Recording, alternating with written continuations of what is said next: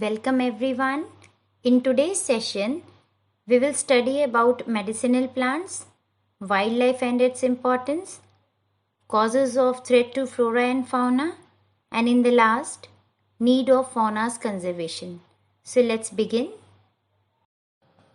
Now our first topic is medicinal plants. Medicinal plants are also called herbs. Now these herbs are used since ancient times, or you can say healing with the medicinal plant is as old as the mankind itself. Now in our Ayurveda, near about 2000 herbs and spices are mentioned.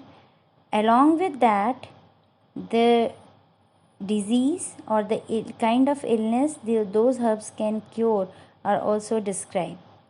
Now about 500 herbs and spices we are using these days on the regular basis.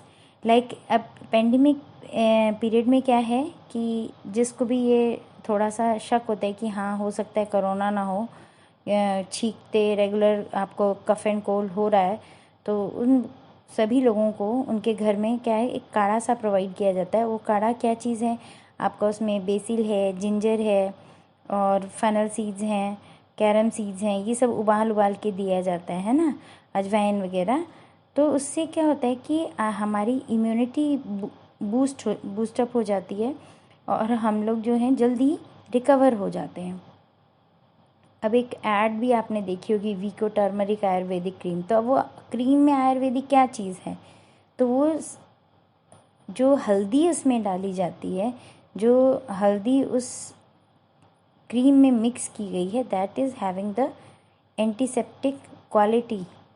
तो इसीलिए वो एक आयुर्वेदिक है, क्योंकि वो जो है जड़ से बनी हुई है. हल्दी इज़ अ रूट. तो इस तरीके से काफ़ी सारी ऐसी हमारी डेली रूटीन की चीज़ें हैं जिनको हम यूटिलाइज़ तो करते हैं, बट मॉडर्निटी के साथ वो डिफरेंट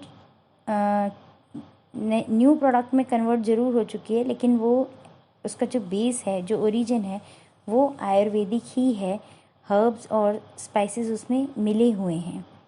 ठीक है, तो इस तरीके से हम लोग आज की डेट में भी रेगुलर 500 हर्ब्स से ज़्यादा हर्ब्स यूज़ कर रहे हैं. Now the world conservation unions red list has name 352 medicinal plants, out of which 52 are critically threatened and 49 are endangered. अब क्या है, IUCN ने एक रेड लिस्ट डिक्लेयर की है जिसमें उन्होंने 352 मेडिसिनल प्लांट्स के नाम दिए हैं, जिनमें से कि 52 तो बिल्कुल ही बुरी तरीके से क्रिटिकली थ्रेटेंड हैं, मतलब आज या कल में वो एक्सटिंक्ट में कन्वर्ट हो सकते हैं. लेकिन 49 ऐसे भी हैं जो एंडेंजर्ड की कैटेगरी में आ चुके हैं. अब वो क्रिटिकली एंडेंजर्ड की कैटेगरी में ना आए, तो इसलिए हमें पहले से ही कुछ ऐसे स्टेप्स लेने पड़ेंगे ताकि हम मेडिसिनल प्लांट्स यानी कि हर्ब्स और स्पाइसेस को बचा के रख सकें. Now just have a look to some of the examples. The first one is Sarpagandha. Sarpagandha is used to treat blood pressures in psychiatric conditions. Then Jamun. Jamun promotes digestion, reduces blood sugar level, and thus it is used to cure diabetes. The next one is the Arjuna. Arjuna is used, basically it is used for the heart remedy, but is also used to balance cough, pith and vat. Then also used to remove the poisons of like scorpion sting and other kind of poisons. Then Babool. Babool is also called healing tree and it is used to cure eye sores and its gum is used as a tonic. अब ये कौन सा गम है ये पहले समझना ज़रूरी है. बेटा आपने घर में मम्मा से पूछना कि गोंद मार्केट से लाते हो आप ख़रीद के. तो अभी जन्माष्टमी में अगर कुछ बच्चे थोड़ा सा मम्मी के साथ हेल्प कराते होंगे तो उनको पता होगा कि मम्मा ने जन्माष्टमी पे गोंद के लड्डू बनाए थे.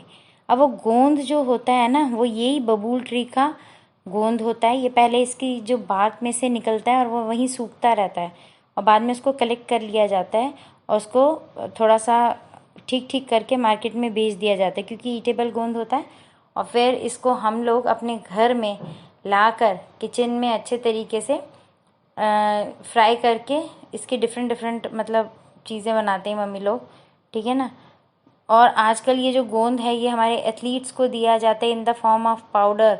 ये क्या है, एनर्जी बूस्टर भी है, इम्यूनिटी बूस्टर भी होता है, plus health point of view से भी बहुत फ़ायदेमंद होता है, क्योंकि जो लोग गोंद से बने हुए चीज़ें खाते हैं वो फैलते नहीं हैं ज़्यादा, वो मोटे ज़्यादा नहीं होते, ठीक है, वो फिट एंड फाइन ज़्यादा रहते हैं। Next one is Neem. Neem has antibiotic and antibacterial properties. It is used for leprosy, upset stomach, skin ulcers, gum diseases, liver problems, and fever. Then tulsi, or you can say basil, it is used to cure cough and cold. And then kachnar. Kachnar is used to cure asthma and ulcer. It has anti cancerous properties. अब एक best example आपके पास medicinal plants और herbs का use का, इस समय जब ये पैंडमिक सिचुएशन चल रही है तब लोगों को दिया जा रहा है एक काढ़ा बनाकर, जो कोरोना इन्फेक्टेड पेशेंट्स हैं ना उनको. अब उसमें क्या है, उस काढ़े में क्या क्या डाला जाता है, देखो तुलसी लीव्स डाले जाते हैं जो भी हमने बेसिल पढ़ा. Then black and green cardamom डाला जाता है, मतलब इलायची, बड़ी इलायची छोटी इलायची डालते हैं. देन टर्मरिक यानी कि हल्दी, फिर उसमें क्लोव्स डाले जाते हैं यानी कि लौंग. देन ब्लैक पेपर डाली जाती है यानी कि काली मिर्च. सिनेमन माने दालचीनी. एंड जिंजर, जिंजर का मतलब है अदरक. अब इतनी सारी चीज़ों को पहले 1 टेबल स्पून इनमें उबाला जाता है और फिर 1 लीटर पानी को जब हाफ रिड्यूस कर दिया जाता है तब वो उस पेशेंट को दिया जाता है. और ऐसा दिन में 3 टाइम्स किया जाता है ताकि कोरोना इन्फेक्टेड पेशेंट जो कि आईसीयू में है, अगर उसको दिन में 3 बार देने लग जाए तो भी वो रिकवर हो रहा है. नाउ यू कैन जज द स्ट्रेंथ और द यू कैन से कि power of this medicinal herb. Fine. Now the next topic is wildlife or the fauna. In India there are certain animals which are specific to or endemic to certain regions, like lions in Gir forest, tigers in Madhya Pradesh, Sundarban, West Bengal and Himalayas. Then camels in Thar desert, wild ass in Kutch, which is the arid area. Then one-horned rhino in Assam and West Bengal, elephants in Assam, Karnataka and Kerala. So these are the major centers or major pockets for these animals. However, in other regions also they can be seen as well. Now India is the only nation that has both lions and tigers. Now if we go on to the Himalayan belt, in the regions of Ladakh, then we will find yak, wild dogs, Tibetan antelope, behral, that is blue sheep, then wild sheep, kiang, that is Tibetan wild ass. And beside these, we will also find red panda, IBX, snow leopard, bear in few pockets only. Now, here question arises that why these animals are important. Now, some animals act as a milk animal. They provide us milk. They are used for drought, transportation, and some gives us egg and meat. Fishes provides nutritive food, and insects act as a they play a very important role in the pollination of crops and the fruit trees.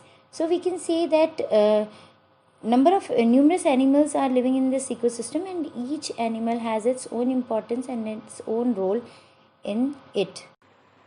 Despite having such a great importance of flora and fauna in our life, they are being continuously under the threat of extinction. Now, what are the causes of threat to flora and fauna? The main cause is the excessive exploitation of plants and animals by the human beings. That means hunting by the greedy hunters for the commercial purpose. Then pollution, which is caused by the chemical and the industrial waste, as a result of which acid deposits are increasing day by day. Then introduction of the exotic species or the alien species, due to which the endemic species are going to be decreased, or by the time endemic species are going to be extinct. Then deforestation or the reckless cutting of the forest for the cultivation and the habitation. As per the 2012 Red Data list of IUCN, there are 132 species that are critically endangered in India, out of which 18 species are of amphibian, 14 are of fishes, 13 are of mammals, and 15 are of birds.